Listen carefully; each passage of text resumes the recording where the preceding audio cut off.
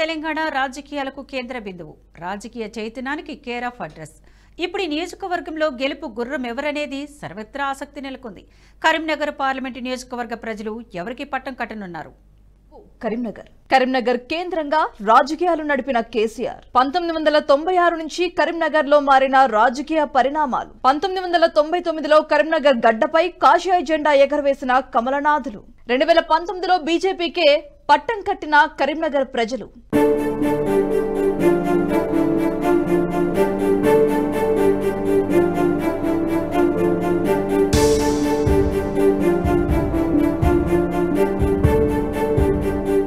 తెలంగాణలోని లోక్సభ నియోజకవర్గాల్లో కరీంనగర్ది ప్రత్యేక స్థానం. కరీంనగర్ కేంద్రంగానే కేసీఆర్ తెలంగాణ ఉద్యమాన్ని జనంలోకి బలంగా తీసుకెళ్లారు. ఈ నియోజకవర్గం ఎందరో హేమాహేమీలను దేశానికి పరిచయం చేసింది. ఈ పార్లమెంట్ సెగ్మెంట్ లోకి కరీంనగర్, చొప్పదండి, వేములవాడ, సిరిసిల్ల, మానకొండూరు, హుజురాబాద్ అసెంబ్లీ నియోజకవర్గాలు ఉన్నాయి. కరీంనగర్ కేంద్రంగానే తెలంగాణ ఉద్యమాన్ని ప్రజల్లోకి బలంగా తీసుకువెళ్లగలిగారు కేసీఆర్. 2 ఉప ఎన్నికల్లో సహా మొత్తం 3 సార్లు ఇక్కడ నుంచి కేసీఆర్ ఎంపీగా విజయం సాధించారు.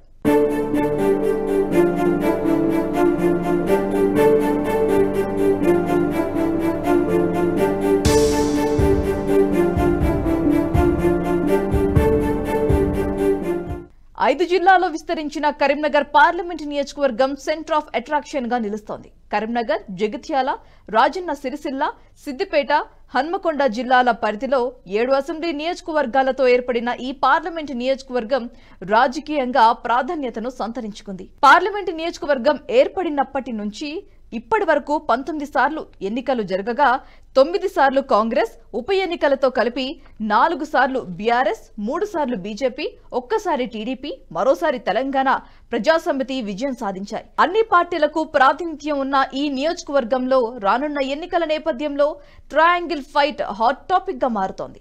అయితే కేంద్రంలో అధికారంలో ఉన్న బీజేపీ, రాష్ట్రంలో అధికారంలో ఉన్న కాంగ్రెస్, ప్రధాన ప్రతిపక్షంగా ఉన్న బీఆర్ఎస్ 3 పార్టీలు నువ్వా నేనా అన్నట్లు తలపడుతున్నాయి.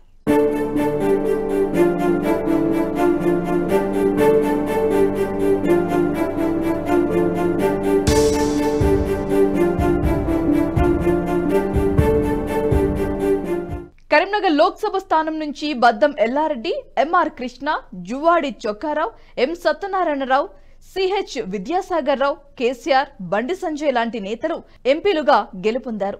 చొక్కారావు, సత్యనారాయణరావు, ఎల్ రమణ, పొన్నం ప్రభాకర్ లాంటి నేతలు ఇక్కడి నుంచే కీలక నేతలుగా ఎదిగి రాష్ట్ర మంత్రులుగా పనిచేశారు. కరీంనగర్ నుంచి గెలిచిన కేసీఆర్ కేంద్ర మంత్రిగాను బాధ్యతలు నిర్వహించారు. తెలంగాణ రాష్ట్రం ఏర్పాటు తర్వాత ఆయన తొలి సీఎం అయ్యారు. బీజేపీ నేత సిహెచ్ విద్యాసాగర్ రావు వాజ్పేయి హయాంలో కేంద్ర సహాయ మంత్రిగా పనిచేశారు. ఇక ఆ తర్వాత 2014లో గవర్నర్ అయ్యారు.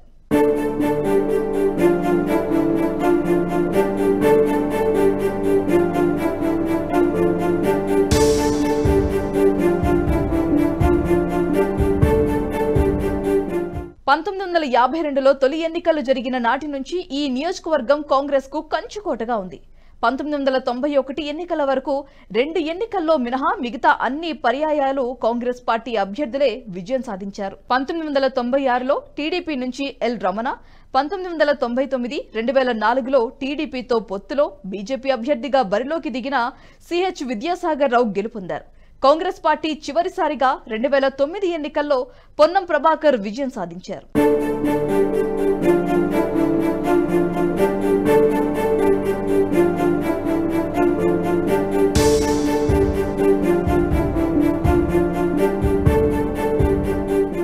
ప్రత్యేక తెలంగాణ సాధన కోసం కరీంనగర్ కేంద్రంగా ఉద్యమాన్ని ప్రారంభించారు కేసీఆర్. 2004లో కరీంనగర్ నుంచి ఎంపీగా గెలిచిన కేసీఆర్ 2006, 2008లో తన ఎంపీ పదవికి రాజీనామా చేసి ఉప ఎన్నికల్లో ఘన విజయం సాధించారు.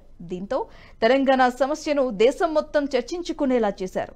2006తో పోలిస్తే 2008లో కేసీఆర్ మెజారిటీ గణనీయంగా తగ్గింది. అయితే 2009లో ఇక్కడి నుంచి టీఆర్ఎస్ అభ్యర్థిగా వినోద్ కుమార్ పోటీ చేసి ఓడిపోయారు. మళ్లీ 2014లో మాత్రం 2,05,000 ఓట్ల మెజారిటీతో వినోద్ కుమార్ ను విజయం వరించింది. ఇక్కడ 1999, 2004లో విజయం సాధించిన బీజేపీ అభ్యర్థి విద్యాసాగర్ రావు 2014లో 3వ స్థానంలో నిలిచారు.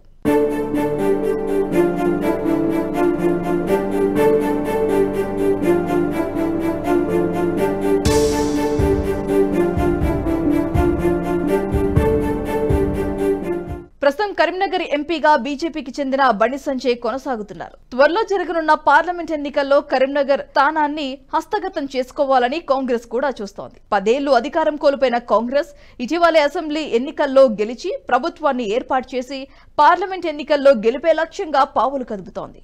ఎన్నికల్లో బీజేపీ నుంచి sitting MP Bandi Sanjay, BRS నుంచి మాజీ ఎంపీ వినోద్ కుమార్ బరిలో నిలుస్తుండగా కాంగ్రెస్ పార్టీ నుంచి వెలిచెల రాజేందర్ రావు పోటీలో ఉన్నారు. కరీంనగర్ పార్లమెంట్ నియోజకవర్గంలో మొత్తం ఓటర్లు 16,37,138 మంది ఉన్నారు. అందులో 8,49,478 మంది పురుషులు, 8,80,142 మంది మహిళలు, 64,000 మంది ఇతర ఓటర్లు ఉన్నారు.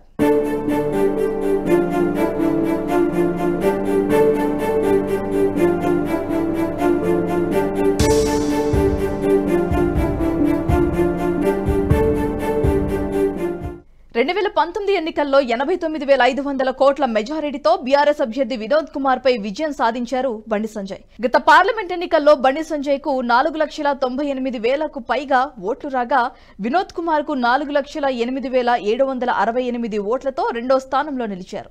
ఇక కాంగ్రెస్ అభ్యర్థి పొన్నం ప్రభాకర్ మాత్రం 1,79,258 ఓట్లతో మూడో స్థానానికి పరిమితమయ్యారు. అయితే ఈసారి కూడా కరీంనగర్ స్థానం బీజేపీనే నిలబెట్టుకుంటుందని రాజకీయ విశ్లేషకులు అంచనా వేస్తున్నారు.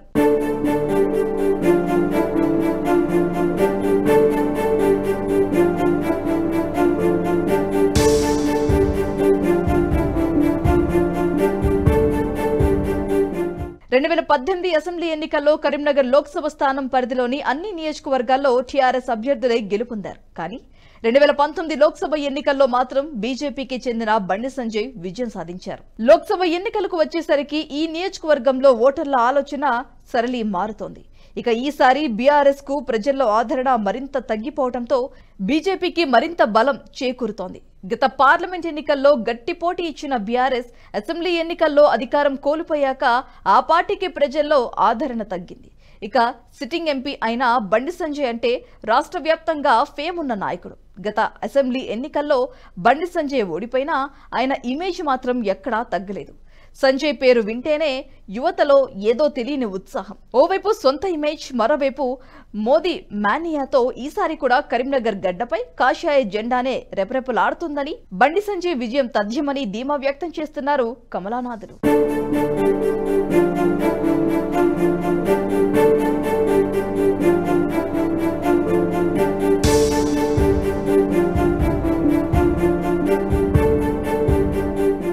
కరీంనగర్ పార్లమెంట్ సెగ్మెంట్ లో 3 ప్రధాన పార్టీలు తక్కువేం కాదన్నట్లుగా ప్రచారంలో దూసుకువెళ్తున్నాయి. దీంతో కరీంనగర్ రాజకీయాలు రక్తి కట్టిస్తున్నాయి. ప్రధాన రాజకీయ పార్టీ నేతల మధ్య మాటల యుద్ధం కూడా కొనసాగుతోంది. విమర్శలు, ఆరోపణలు, సవాళ్లు, ప్రతి సవాళ్లతో ప్రజలను ఆకర్షించేందుకు బీజేపీ, బీఆర్ఎస్, కాంగ్రెస్ పోటీ పడుతున్నాయి. పార్లమెంట్ ఎన్నికల్లో గెలిపే లక్ష్యంగా పార్టీ శ్రేణులకు దిశానిర్దేశం చేస్తున్నాయి.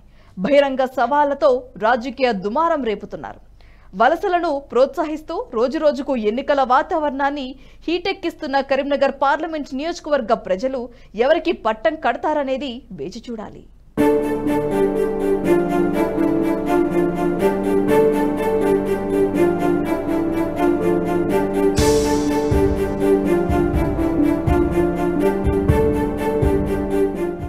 ఈ వీడియో మీకు నచ్చినట్టయితే లైక్ చేయండి, 10 మందికి షేర్ చేయండి. అలాగే కామెంట్ల రూపంలో మీ అభిప్రాయాలను మాతో పంచుకోండి. Nationalist hub group of channels ను సబ్స్క్రైబ్ చేసుకుని తెలుగునాట జాతీయవాద జర్నలిజాన్ని ప్రోత్సహించండి. ఈ వీడియో కింద ఉన్న బెల్ ఐకాన్ పై క్లిక్ చేయడం మర్చిపోవద్దు.